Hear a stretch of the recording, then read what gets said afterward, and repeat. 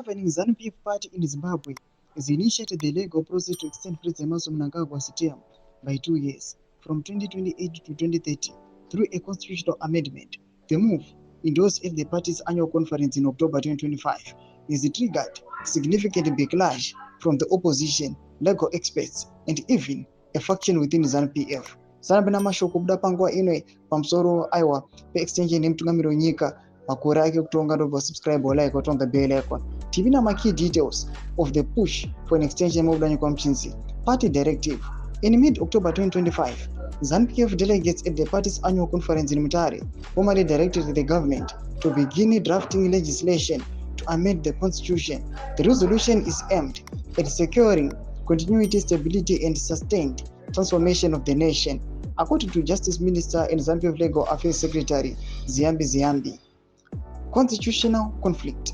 Zimbabwe's current constitution, adopted in 2013, sets a 2-term limit for the presidency, since Mnangagwa is in his second and final term, which ends in 2028. Any extension would require amending the constitution. This change would likely require not only a parliamentary vote, but potentially a national referendum, according to legal experts. Mnangagwa's public stance. While Mnangagwa has previously insisted he is a constitutionalist with no interest in clinging to power, he has not publicly rejected the party's resolution. Proponents claim the demand is a grassroots one, not a personal push by the president. Political factions and resistance. Internal divisions.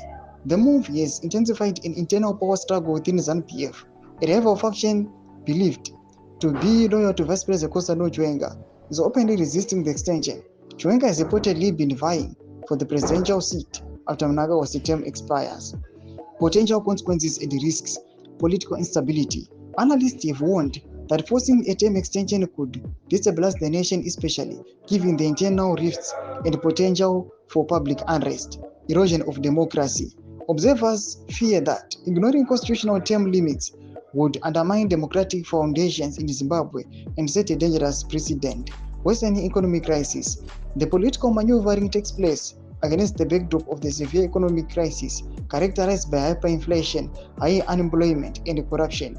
Critics suggest that focusing on power consolidation distracts from addressing those urgent national issues. Tomashwaripo muri Zimbabwe pamusoro pe-term extension. Ndakume section medu dzavafunguro enyu moti kudii pamusoro pechitiko ichi. Usana subscribe or like, hit on the bell icon.